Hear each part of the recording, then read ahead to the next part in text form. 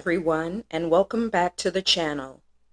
I want to ask you to please remember to like and share these videos if you enjoy what I do, and so others can also find them.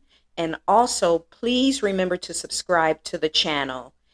And make sure you click that little notification bell so you can be notified of my next uploaded videos.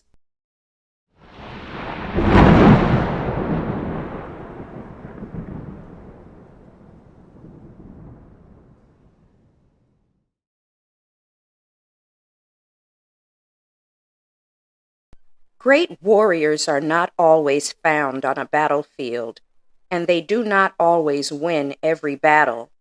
But if their fight can start a movement, then they are just as powerful as our greatest kings and queens from history. Today, we're going to learn about the origins of Black August. And we're going to be reading a segment of a write-up from the Liberation School titled George Jackson and the Origins of Black August. George Jackson was a field marshal of the Black Panther Party while he was incarcerated in San Quentin Prison in California. Jackson was an influential revolutionary, and his assassination at the hands of a San Quentin prison guard was one of the primary catalysts for the inception of Black August. A 19-year-old convicted of armed robbery, in 1961, George Jackson was sentenced to a prison term of 1 year to life in prison, meaning prison administrators had complete and arbitrary control over the length of his sentence. He never lived outside of a prison again, spending the next 11 years locked up, 7.5 years of those in solitary confinement. In those 11 years, despite living in an environment of extreme racism, repression, and state control, George Jackson's political fire was ignited, and he became an inspiration to the other revolutionaries of his generation. Jackson was first exposed to radical politics by fellow inmate W.L. Nolan. With Nolan's guidance, Jackson studied the works of many revolutionaries, including Karl Marx, Lenin, Mao Zedong, and Frantz Fanon. Nolan, Jackson, and other prisoners dedicated themselves to raising political consciousness among the prisoners and to organizing their peers in the California prison system. They led study sessions on radical philosophy and convened groups like the Third World Coalition and started the San Quentin prison chapter of the Black Panther Party. Jackson even published 2 widely read books while incarcerated. They are titled Soledad Brother and Blood in My Eye. Unfortunately, if predictably, these radical organizers soon found themselves in the crosshairs of the California prison establishment. In 1970, W.L. Nolan, who had been transferred to Soledad Prison and planned to file a lawsuit against its superintendent, was assassinated by a prison guard.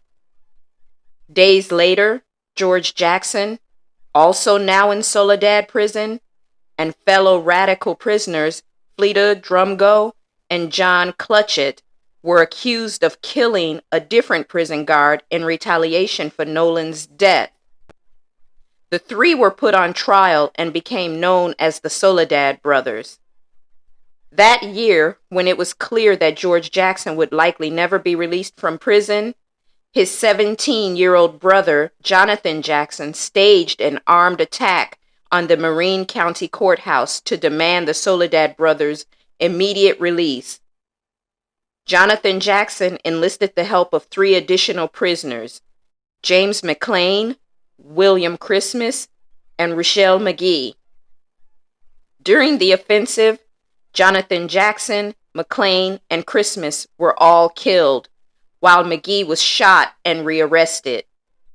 Ruchell Magee, now 80 years old, is currently one of the longest-held political prisoners in the world. On August 21, 1971, Just over a year after the courthouse incident, a prison guard assassinated George Jackson. The facts regarding his death are disputed. Prison authorities allege that Jackson smuggled a gun into the prison and was killed while attempting to escape. On the other hand, literary giant James Baldwin wrote, "No black person will ever believe that George Jackson died the way they tell us he did." While the particular circumstances of Jackson's death will likely forever remain contested, two facts are clear. His death was ultimately a political assassination, and his revolutionary imprint can't be extinguished.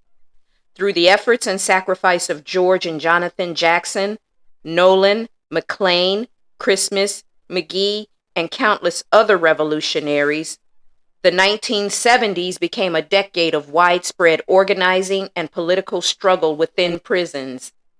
Prisoners demanded an end to racist and violent treatment at the hands of prison guards, better living conditions, and increased access to education and adequate medical care. Tactics in these campaigns included lawsuits, strikes, and mass rebellions. The most notable example may be the Attica Prison Rebellion, which occurred in New York State just weeks after George Jackson was murdered. In protest of the dehumanizing conditions they were subjected to, about 1,500 Attica prison inmates released a manifesto with their demands and seized control of the prison for 4 days, beginning on September 9, 1971. Under orders from Governor Nelson Rockefeller, law enforcement authorities stormed Attica on September 12th and killed at least 29 incarcerated individuals. None of the prisoners had guns. This is the context out of which Black August was born in 1979. It first was celebrated in California's San Quentin prison, where George Jackson, W.L. Nolan, James McLean, William Christmas, and Rochelle McGee were all once held. The first Black August commemorated the previous decade of courageous prison struggle, as well as the centuries of Black resistance that preceded and accompanied it. This article by the Liberation School has done a great job of explaining and telling us the story of George Jackson and of how Black August started, and showing us just how the prison system has been used against Black people in this country for so long.